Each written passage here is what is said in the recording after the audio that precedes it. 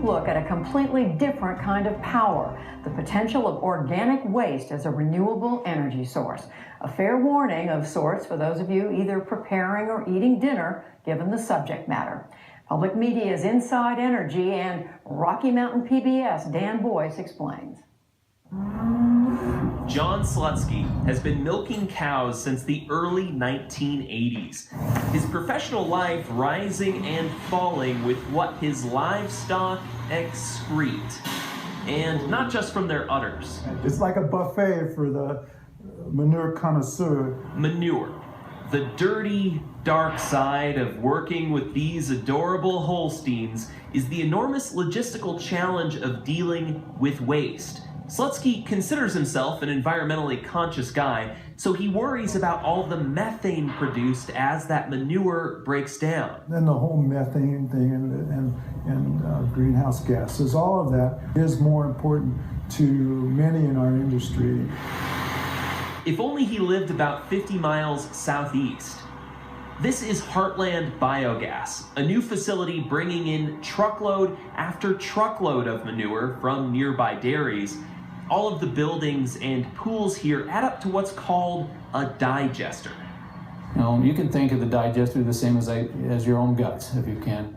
So this is where all the cow poop the cow poop ends up right here. Bob Yost is showing me around Heartland.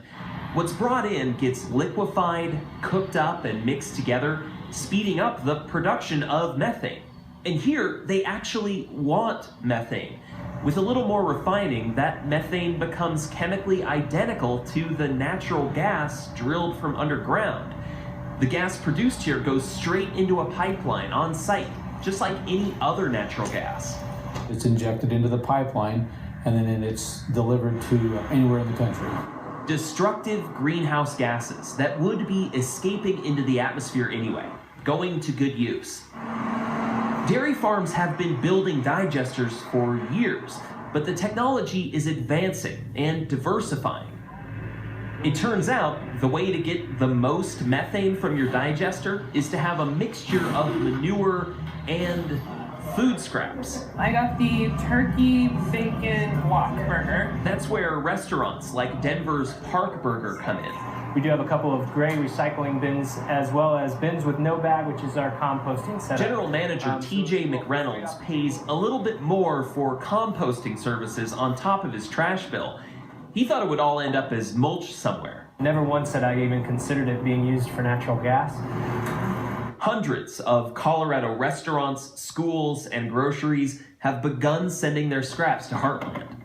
There could be 25, 30 semi-loads per day eventually of food waste coming in, and then the manure is added to that. The company Yost works with, A1 Organics, coordinates the delivery of all that food waste. It comes in all types, a lot of it still in packaging. Well, this had sweet tea in it. Luckily, this machine at the digester can tear all that apart to get to the valuable organics inside. Unfortunately, all of this is a prospect tantalizingly out of reach for Slutsky. His farm is too far from the Heartland facility and too small to build his own primitive digester, which really only makes financial sense for operations with 2,000 cows or more. Slutsky has 1,500. But we have a business to run, and it's not going to do us any good if we build a digester and go out of business. It's a tough position to be in, big enough to have to deal with mounds and mounds of manure, too small to make any money off it. It's where most American dairies find themselves, their methane remaining wasted. But there is another source of biogas sitting right under our noses.